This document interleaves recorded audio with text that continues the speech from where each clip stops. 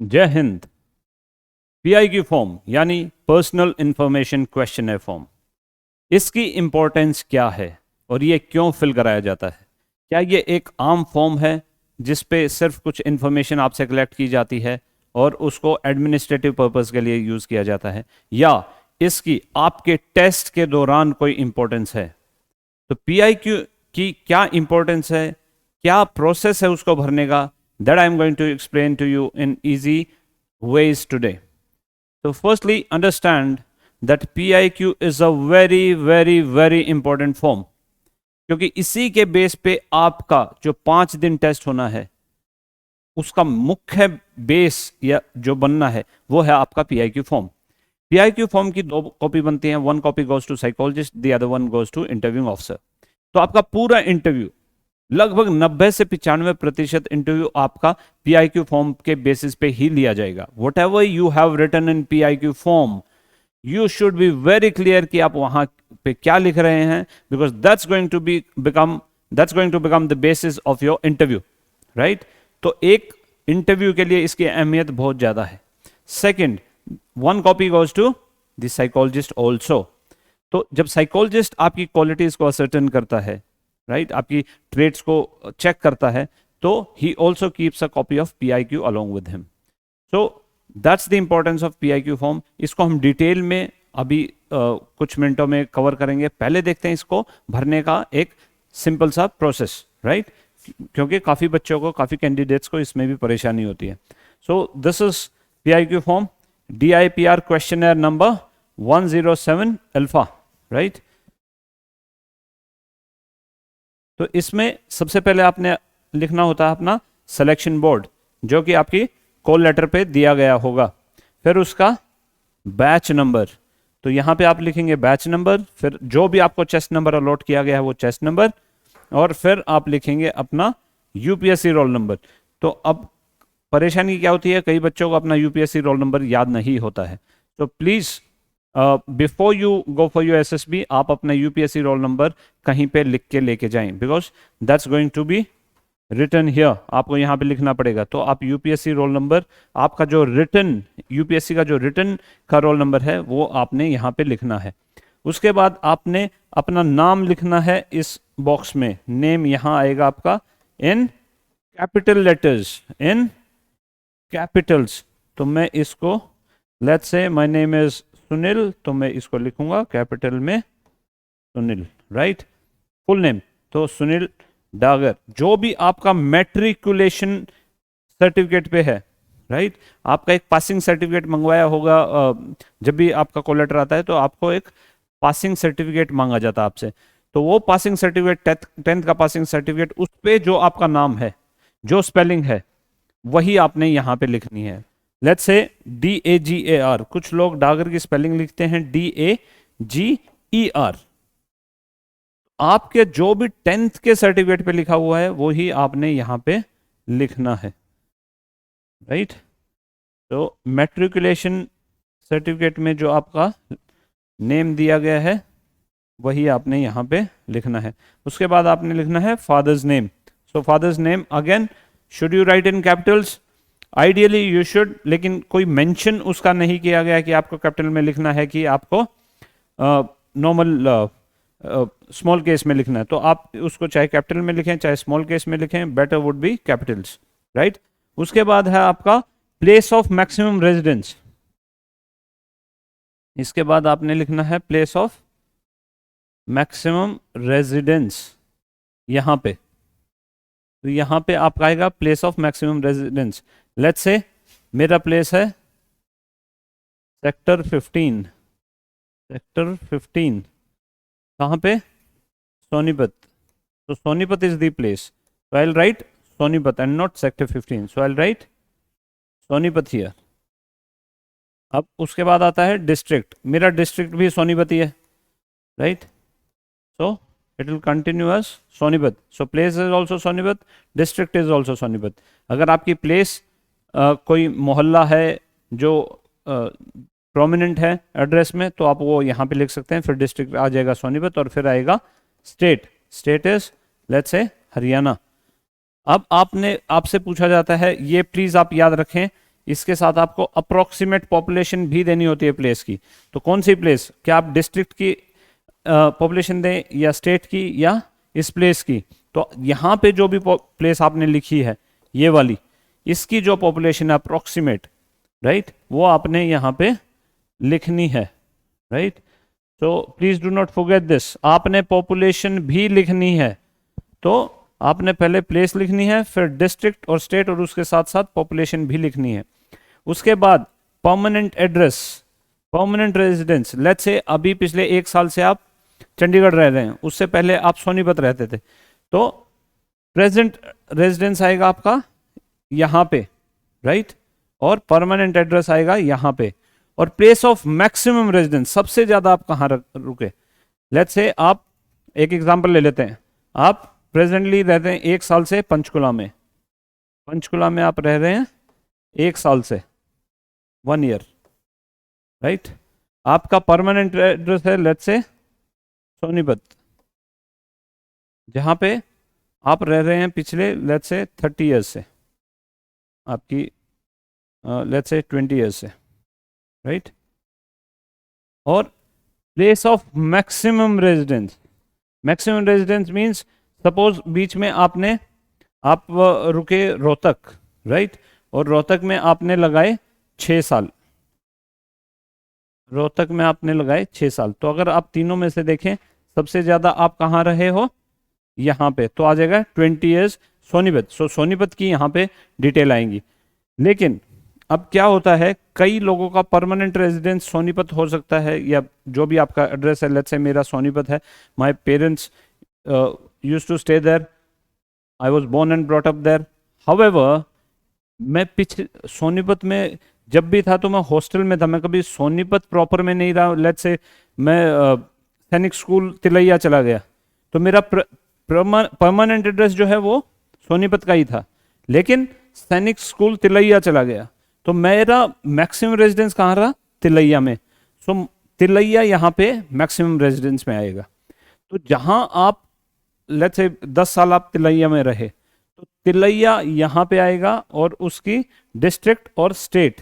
Likewise ये present अभी आप कहाँ रह रहे हैं, पंचकुला 1 ईयर, तो डिस्ट्रिक्ट और स्टेट, फिर permanent residence. I hope permanent residence और प्लेस ऑफ मैक्सिमम रेजिडेंस का डिफरेंस आपको समझ में आ गया होगा।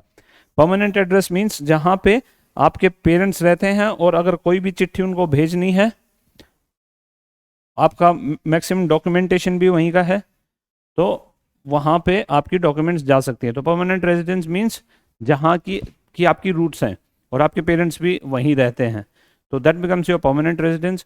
और मैक्सिमम रेजिडेंस जहां आपने खुद समय सबसे ज़्यादा बिताया है। लेट्स से हॉस्टल में चले गए आप, राइस स्पोर्ट्स स्कूल चले गए जो सोनीपत में है, तो आपने वहाँ पे ज़्यादा समय लगाया, लेट्स से 12 साल, तो वहाँ पे वो आ जाएगा मैक्सिमम रेजिडेंस में, राइट। फिर आता है आपकी बेसिक डिटेल्स, आपने अपनी स्टेट और डिस्ट्रिक्ट डालनी है, फिर religion, let's say Hindu, right, not Hinduism, Hindu, right. Similarly Islam, right? So that becomes your religion. Then whether you belong to SC, ST or OBC, yes or no. तो आपने no in case you do not belong. If you belong to SC, ST or OBC, then please write yes. Then mother tongue, whether it's Hindi, English, Tamil, Telugu, whatever. So that becomes your mother tongue. Then is your date of birth, right? How to write a date of birth? Let's say suppose I am born on 1st Jan 2000, so I'll write 1/1/2000, right? That's it.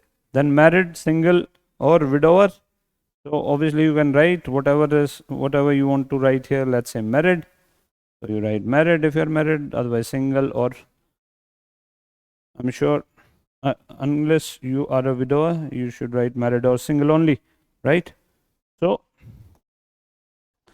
Next is parents alive, क्या आपके माता पिता जिंदा हैं कि नहीं हैं, तो that you are going to write here, right, yes, और in case they are not alive then no.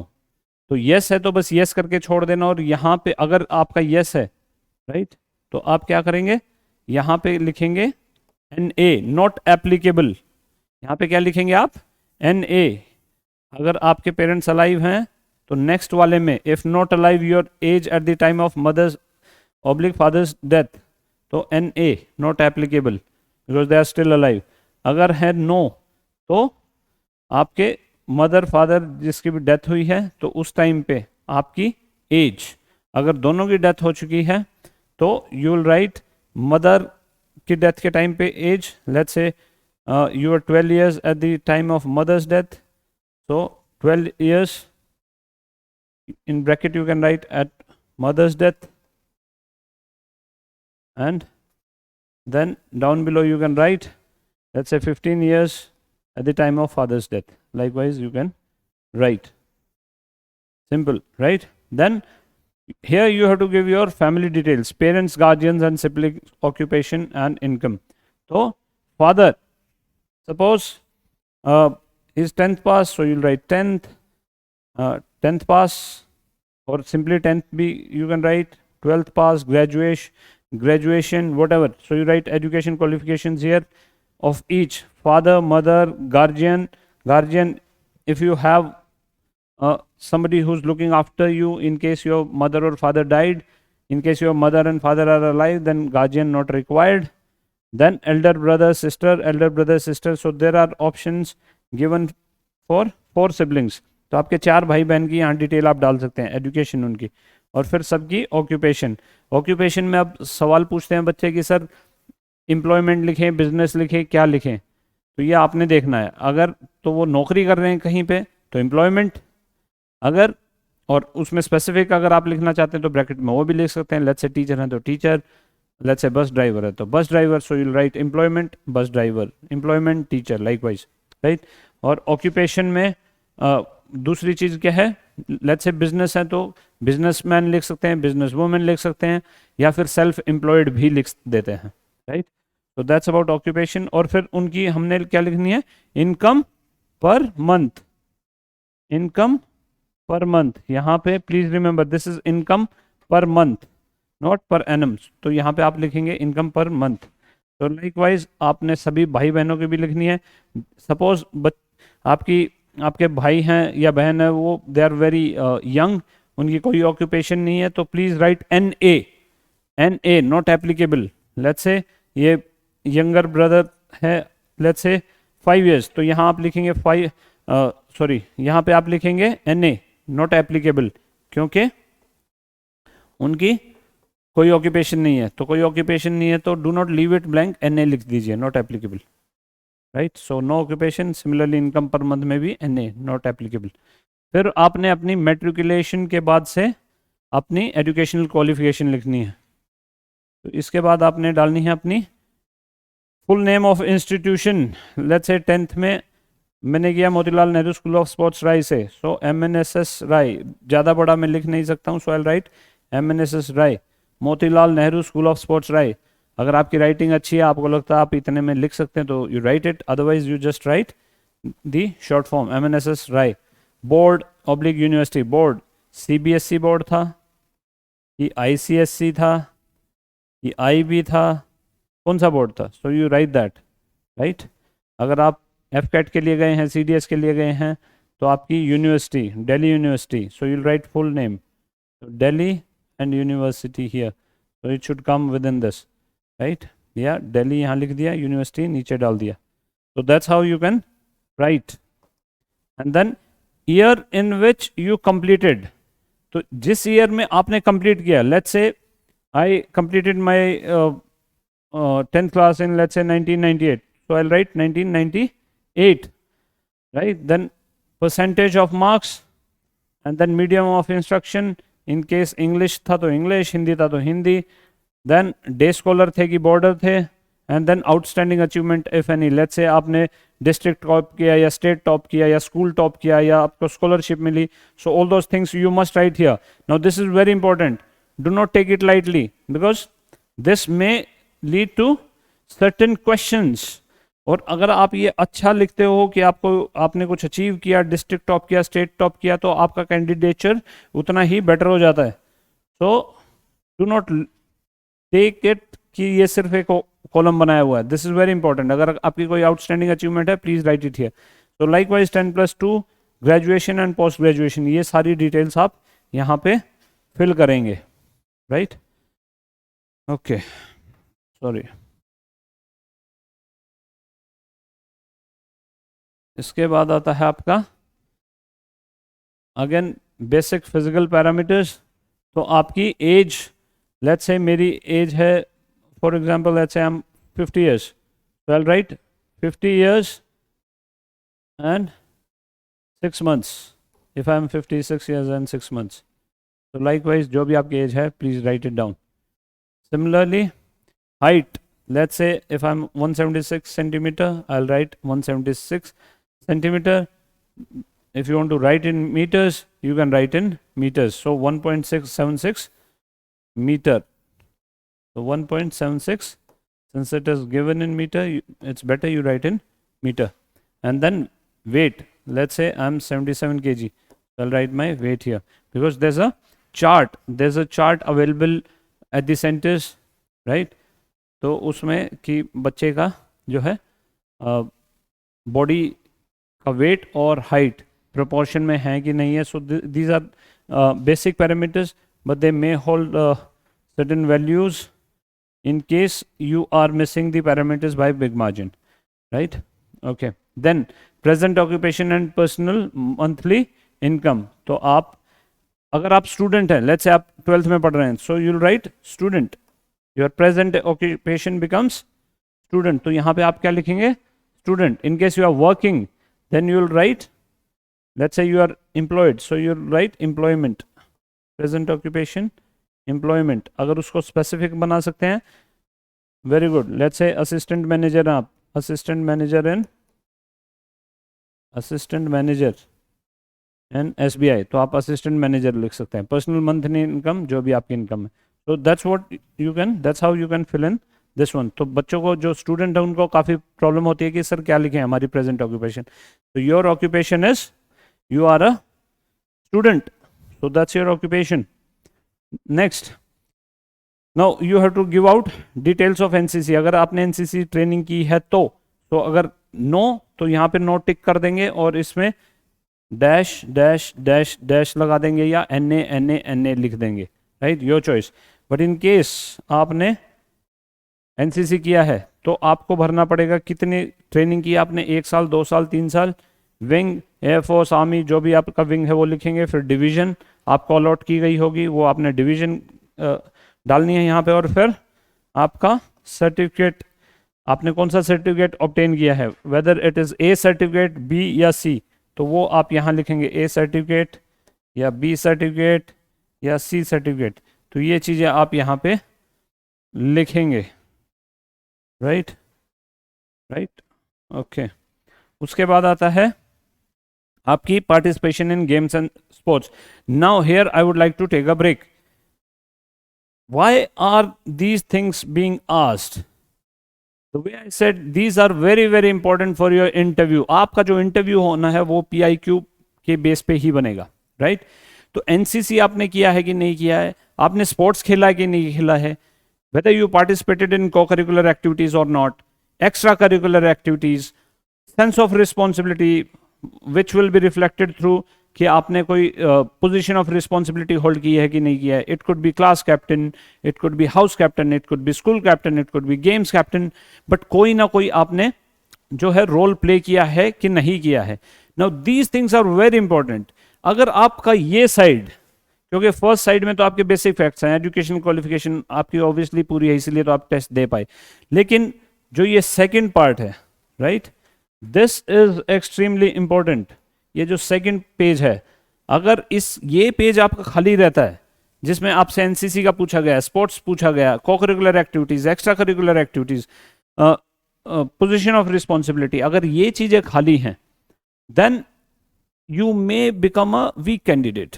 हालांकि इंटरप्रिटेशन काफ़ी होती हैं उसकी, आप किस बैकग्राउंड से हैं, आपको कितने रिसोर्सेज मिले पढ़ाई के दौरान, कैसे स्कूल में आप पढ़े हैं, तो उनकी इंटरप्रिटेशन अलग होती है. बट आप कहीं एक ठीक ठाक स्कूल में भी पढ़े हैं, या ज़्यादा अच्छे में पढ़े हैं, या ज़्यादा बुरे में पढ़े हैं, what ever the case is, in case आपकी सेकेंड साइड आपने खूब सारा लिखा है, आप और लेट्स से आपने स्पोर्ट्स में भी कुछ किया है, को करिकुलर एक्टिविटीज़ में भी, एक्स्ट्रा करिकुलर एक्टिविटीज़ में भी, अगर इनमें सब में आपने कुछ किया है, राइट, तो आपका कैंडिडेचर जो है बड़ा स्ट्रांग बन जाता है। You are a very strong candidate for the interviewing officer. वो उतना ही ज़्यादा आपको क्वेश्चन पूछेगा, बट वो क्वेश्चन तभी पूछेगा जब वो इंटरेस्टेड है, वो चाहता है कि आप सेलेक्ट हो जाएं। इतना अच्छा बच्चा, इतने अच्छी चीज़ें की हैं अपनी ग्रोथ के लिए, सो लेट मी टेस्ट कि इसने क्या ये सारी चीज़ें सच्ची में की हैं। अगर की हैं तो this is a very good candidate. इसमें तो ऑफिसर लाइक क्वालिटीज कूट कूट के भरी होंगी, right? So that's why PIQ becomes very important, and this side is extremely important. NCC, suppose you did not take, so you can't do much about this, but sports तो आपने खेला होना चाहिए ना, कोई एक या दो गेम तो आपने खेले होने चाहिए। यहाँ पे please write down their name. Let's say cricket खेला आपने, तो will write cricket. Let's say hockey खेला आपने, तो हॉकी, राइट। फिर आपके पीरियड और duration of participation, let's say 6 साल क्रिकेट खेला, हॉकी 4 साल, so will write 6 years, you write 4 years, write. Then you represented school or college or university or any other level, तो वो आपने यहाँ पे लिखना है। लेट्स से आपने अपने स्कूल को आईपीएससी में पार्टिसिपेट किया, तो you represented school, so write here school in IPSC. Let's say आपने कॉलेज को रिप्रेजेंट किया, so college in inter college, college in inter college. Let's say आपने अपनी यूनिवर्सिटी को रिप्रेजेंट किया, so university and inter university, right. Suppose आपने district को represent किया नेशनल लेवल पे, तो आपने खेला क्या, नेशनल लेवल, सॉरी डिस्ट्रिक्ट, और आई एम सॉरी डिस्ट्रिक्ट को रिप्रेजेंट किया स्टेट लेवल पे, तो आपने गेम कौन सा, आपने लेवल क्या खेला, स्टेट, बट रिप्रेजेंट किसको किया, डिस्ट्रिक्ट को, so you will write district, district at state level, you represented district at state level. आपने स्टेट को रिप्रेजेंट किया नेशनल लेवल पे, so you will write state at national level, state at national level. So that's how you are going to write. अगर international खेला है तो represented country at international level, या जो टूर्नामेंट का नाम है उसका लिख सकते हैं। उसमें आउटस्टैंडिंग अचीवमेंट, लेट्स से आपने खेला state, so district represented district at state level, outstanding achievement first, आप क्रिकेट में फर्स्ट आए at state level, so this is a good achievement. आपको ग्रिल किया जाएगा, यहाँ पे क्वेश्चन पूछे जाएंगे। अब कुछ बच्चे सोचते हैं कि हम यहाँ पे लिखेंगे क्यों, हम कुछ नहीं लिखेंगे, इंटरव्यूइंग ऑफिसर के पास कुछ ज्यादा पूछने को होगा नहीं, हमसे कम क्वेश्चन पूछे जाएंगे, we are safe. No, the best condition is you should have a lot to write here, so that the interviewing officer takes कि इस बच्चे ने अपनी ग्रोथ और डेवलपमेंट के लिए बहुत कुछ किया है। इट्स नॉट ओनली स्टडीज, उसने स्पोर्ट्स भी खेला है, उसने स्टेज एक्टिविटीज में भी पार्टिसिपेट किया है, तो let me check the depth of this candidate.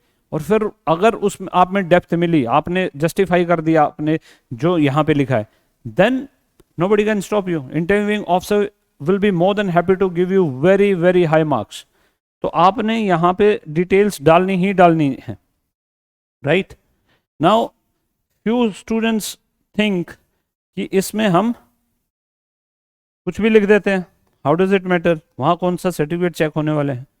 I agree, certificate कोई नहीं चेक करेगा आपका, right. No interviewing officer has the time to check your certificate, however he has enough experience up his sleeve, he has so much of experience under his belt कि वो 2 line में आपको पकड़ जाएगा कि आप सच बोल रहे हो कि झूठ बोल रहे हो, राइट। तो सच लिखना बहुत जरूरी है। Please write only those things in PIQ form जिनको आप जस्टिफाई कर पाए। If you can not justify what you written in PIQ form, then you are going to be in thick soup. So first of all, you should have done a lot of things in your life. There's no substitute to that, and that's why SSB is a beautiful process.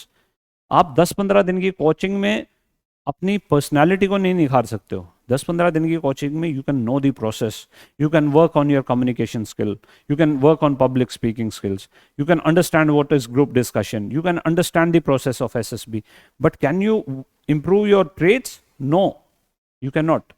आपने ये life long किया होना चाहिए था, आपने खेला होना चाहिए था। Now hobby, you should have a hobby, right. यहाँ पे एक हॉबी पूछी जाएगी आपसे कि आपकी हॉबी क्या है। तो यहाँ पे 2 चीजें देखिए, हॉबी और interest.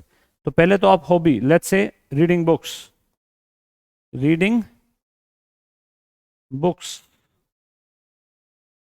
Second is area of interest. So you'll write slash area of interest. Let's say collection of, area of interest है collection of stamps. So that can be a hobby also, that can be an area of interest also. तो hobby भी लिखनी है, collect और interest भी लिखना है. Now, what is hobby? Hobby is something that you can do in your free time. कई बच्चे यहाँ पे स्पोर्ट्स लिख देते हैं, badminton. Can you play badminton without a partner whenever you are free? आपकी क्लास के बीच में 10 मिनट का गैप है, 15 मिनट का गैप है, आप खाली हैं, तो आप क्या करेंगे? you'd like to engage in your hobby, right? So that could be reading books, that could be collection of stamps, that could be discussing with friends, right? So there's a long list. In case you are interested, you can get in touch with us. We'll let you know what kind of hobbies can be mentioned here, right?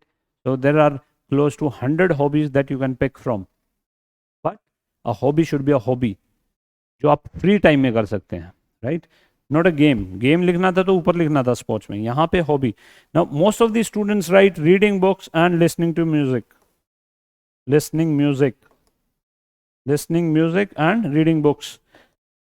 Believe you me, interviewing officer is going to grill you a lot. अगर आपने reading books लिखा तो, so you should be very clear कि अगर reading books लिखा है तो at least महीने में 1 या 2 किताब तो आप पढ़ते हो. अगर उससे कम पढ़ रहे हैं तो it is not your hobby. It is just recreational. कभी कहीं जा रखे थे, खाली टाइम में बैठे थे, लेट्स से दांत ठीक कराने गए थे, वहाँ डॉक्टर के रूम के बाहर एक मैगजीन रखी थी, आपने उसको उठा के देख लिया, तो दैट इज़ रिक्रिएशन. वो कोई हॉबी नहीं है आपकी, राइट? तो hobby is something that you do regularly. तो reading books, in case you write that, please be clear, you are going to be grilled there. अगर आपने पढ़ी है एंड यू कैन जस्टिफाई कि हाँ सर मैंने ये बुक्स पढ़ी हैं, ये ऑथर्स थे, interviewing officer will be more than happy कि at this age this child or this candidate has got beautiful habit of reading books. So, and we all know that all the leaders of the world, you pick up any field, the leaders of the world are always avid readers. चाहे वो cricket है, चाहे football है, चाहे politics है, चाहे arts, theatres, जो भी है, leaders are always good readers, right? So that is going to be very handy.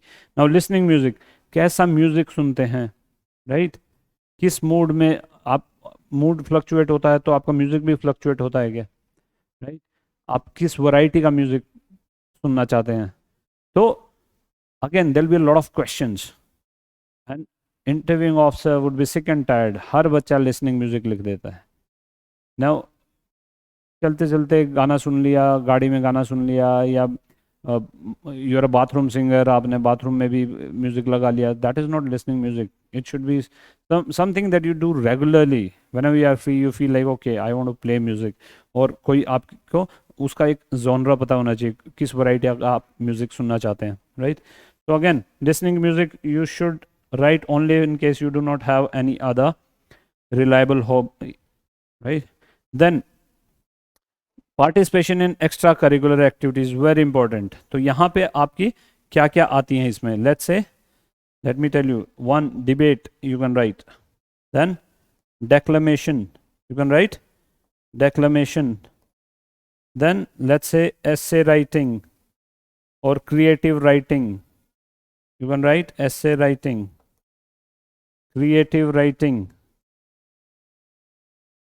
poem recitation,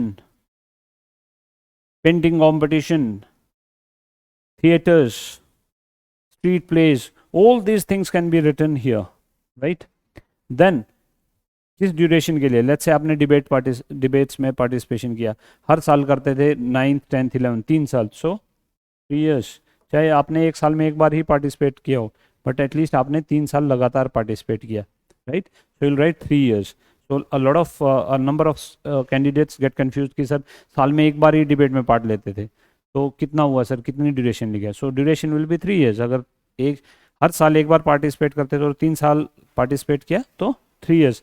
let's say बीच में 1 साल गैप आ गया, 5 साल पार्टिसिपेट किया, 7th 8th 9th 10th 11th, but आपने let's say 7th 8th 9th 10th and 12th 11th में gap आ गया. So how many years? Still it is 5 years. 7th 8th 9th 10th and 12th. So you'll write 5 years. And outstanding achievement, gold आया, silver आया, क्या आपने कोई award जीता, best actor का award मिला, बेस्ट एक्ट्रेस का अवार्ड मिला, right? All those things you must mention here, right? So this is again very important. This will show what kind of a candidate you are. Are you a bookworm? Are you somebody who's locking himself or herself in the room and just reading, studying? Or are you an adventurous person, a person who goes out, who interacts with others? आपकी social effectiveness, social adjustment यहीं से तो निकल के आएंगी, right? आप अपनी growth और डेवलपमेंट के लिए और क्या करते हो? फौज में जब आपको फ्री टाइम मिलेगा, suppose you are at the post, आपके पास खाली टाइम है, आप किस चीज में एंगेज होते हो, किस मीनिंगफुल एक्टिविटी में आप अपने आप को ग्रो करेंगे? So these are very very important. Then your position of responsibility in NCC, scouting, sports team, extra curricular group and other fields. Basically क्या आपने कोई ऐसी रिस्पॉन्सिबिलिटी वाली पोजीशन पे रहे हैं जहां पे आपको कुछ काम करना हो, let's say house captain, school captain, games captain, all those things, ताकि इट ऑल्सो रिफ्लेक्ट्स कि आपके टीचर्स को, आपके कोचेस को, आपके पेरेंट्स को, आपके सोसाइटी को आप पे भरोसा है और वो आपको एक लीडर के रूप में देखते हैं. तो that's very important here, right? So this again shows कि आपने अपने आप को कितना ग्रो किया लाइफ में. But a number of students just right house captain, तभी लिख देते हैं हाउस कैप्टन. जब पूछा जाता है इनडायरेक्टली कि कितने हाउस थे, कितनी स्ट्रेंथ थी, देन दे गेट बम्बूजल्ड, क्योंकि पता ही नहीं, हाउस है ही नहीं, स्कूल में हाउस ही नहीं है, बट हाउस कैप्टन लिखा हुआ है. So there you will get stuck. So do not write anything fancy, do not write anything which doesn't exist. आपके स्कूल में नहीं है house captain, so how can you write? तो झूठ नहीं लिखना है, right? Then name of commission, आप एनडीए के लिए जा रहे हैं कि सीडीएस के लिए जा रहे हैं कि एफकेट के लिए जा रहे हैं, so that you will write here. Then choice of service, whether it's army, air force, navy, so that you are going to write. Let's say आप एनडीए के लिए गए हो तो आपने आर्मी पहली चॉइस दिया, so you'll write army, then air force, then navy, so whatever is your sequence, right? Number of chances availed for commission in all three services. ये एक बार आपने एसएसबी दी है कि 2 बार दी है कि 3 बार दी है, that you are going to write here, right? Okay. उसके बाद details of all previous interviews if any, आपके जितने भी पिछले इंटरव्यू हुए हैं उसकी सारी डिटेल यहाँ पे देनी है. आपने सीरियल नंबर, आप लेट्स से आपने 2 बार एसएसबी दिया है, सो 1 and then 2. Type of entry, let's say पहले आपने एनडीए का दिया था, फिर आपने टेक्निकल एंट्री स्कीम का दिया था, सो यू राइट हियर. फिर एसएसबी, लेट्स से भोपाल आप गए थे तो 20 एसएसबी, राइट? और कहाँ पे थी वो, लेट्स से भोपाल, तो आप लिखेंगे भोपाल. किस डेट को आपने किया था, so let's say April 2020, right? Chest number क्या था अगर याद है तो, अगर नहीं याद है नो प्रॉब्लम, अगर याद है तो प्लीज़ लिख दीजिए, नहीं याद है तो no worries, you can skip it, right? Those people are not very very so fussy about this because it may happen कि आपको चेस्ट नंबर याद ना हो. So that's about your PIQ form, the process of it. However, what matters is how to interpret this PIQ form. अब ये जो PIQ form है इसको आपने बड़ी डिटेल में देखना है, बिकॉज जो टैट में आपको पिक्चर दिखाई जाएंगी वो the way I had told you, TAT का जो मैंने वीडियो बनाया था कि टैट में स्टोरी कहाँ से निकलेंगी, या तो आपकी पास्ट अचीवमेंट से या आपकी एम्बिशन से. तो पास्ट अचीवमेंट का सारा लेखा जोखा आपका पीआईक्यू फॉर्म में है, सभी कुछ तो आपने यहाँ पे लिख दिया. आपने की एजुकेशन क्वालिफिकेशन क्या है, आपने एनसीसी किया कि नहीं किया, आपकी एक्स्ट्रा करिकुलर एक्टिविटीज क्या है, आपकी पोजीशन ऑफ रिस्पॉन्सिबिलिटी क्या रहा है, सब कुछ तो आपने यहाँ लिखा है, right? So this becomes the summary of your achievements of past. So what a beautiful document. इसको आप ढंग से रिफ्लेक्ट कीजिए, ढंग से पढ़िए, रिफ्लेक्ट कीजिए, और जब कोई पिक्चर आता है तो उससे रिलेट करो इसको, because this is something that you done. Suppose आपने फुटबॉल खेला है, आप फुटबॉल कैप्टन भी थे, अपने टीम को आपने सुब्रोटो कप खिलाया और उसको जीत दिला दी. Now you are shown a picture where few students are playing, तो वहां से आप उठा के आप पूरी स्टोरी लिख सकते हो कैसे आपने अपनी टीम को लीड किया और सुब्रोटो कप जीता है. I'm just giving you one example. So likewise, whatever picture is shown to you, you'll be in a much comfortable position to interpret, analyze this particular picture and write a story around it. Because आपको पता है कि आपकी past achievements क्या है, और जब आप गोल अच्छा सेट करोगे और एग्जीक्यूशन पॉइंट्स आपको मिल जाएंगे आपकी पास्ट अचीवमेंट से, तो you can write beautiful pictures on TAT, right? तो टैट के लिए दिस अ वंडरफुल डॉक्यूमेंट, अगर आपको समझ में आ गया कि टैट को अप्रोच कैसे करना है। और एम्बिशंस तो हैं ही, लेकिन एम्बिशंस का यहाँ ज़्यादा कोई मेंशन है नहीं, राइट? वो आपके सेल्फ डिस्क्रिप्शन में जरूर आता है। तो आपका पीआईक्यू का एक फायदा, अगर आपने इसको डिटेल में रिफ्लेक्ट कर लिया, इसको सोचते रहे बार बार, अच्छा मैंने पीआईक्यू में क्या लिखा है, मेरी पास्ट अचीवमेंट्स क्या हैं, तो आप पिक्चर को देखेंगे और स्टोरी लिख पाएंगे। There are number of candidates who come to me, who come to us, who have done a lot of things in their past. However जब पिक्चर आती है तो दे कांट कोरिलेट, बिकॉज समझ में नहीं आता है कि क्या लिखें। लेकिन जिसने रिफ्लेक्ट किया है कि मैंने इतना कुछ किया लाइफ में, ये पिक्चर तो सेट होती है मेरी एक अचीवमेंट से, आप उस पर स्टोरी लिख दीजिए and you can write beautiful, right? And second, this is the base of your interview. Your 90 to 95% interview is going to be from this PIQ form, direct from this, right? Let's say आपने hobby, the way I said, आपने लिखा book reading, तो book reading पे आपको grill किया जाएगा, कितनी books पढ़ी, कब पढ़ते हो, कौन ऑथर है, कौन सी आपकी बेस्ट बुक है, कौन आपका फेवरेट ऑथर है, right? So that's how you will be grilled. Sports खेलने हैं तो okay, let's organize a sports tournament where there are 30 teams, how will you divide them, what will be the number of matches. जिसने खेला ही नहीं तो that person will get bamboozled, उसको समझ में ही नहीं आएगा।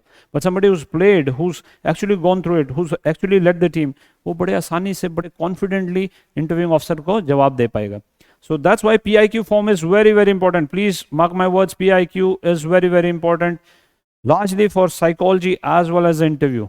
So if you have done a lot in your life, your PIQ form is going to be very, very, say, thick. बहुत कुछ होगा substance आपके पास उसमें लिखने को. And if you have a lot of substance to write in PIQ, then your psychology test as well as your interview is going to be wonderful. So I told you the process. I also told you the significance of PIQ form. Please take it seriously. Don't take it as any other, say, mundane document. This is a very serious document, right? तो जाने से पहले PIQ form को download करें, उसको भर के देखें और देखें कि आपकी सेकंड साइड जो है पेज की, इज दैट थिक, क्या उस पर बहुत कुछ है आपके पास लिखने को? If yes, then you are a wonderful candidate. Then prove it before the interviewing officer that I've done all this, and I bet on it, you'll clear. You'll definitely clear the exam, right? So that's about PIQ form. In case you want to get in touch with us, you have our number. It's given in the description. Contact us. If you want offline sessions, you want to seek guidance of ex-GTO, ex-interviewing officer and ex-psychologist, do get in touch with us. We'll be more than happy to help you. So with that, I, Major Sunil Dagar, sign off. Jai Hind.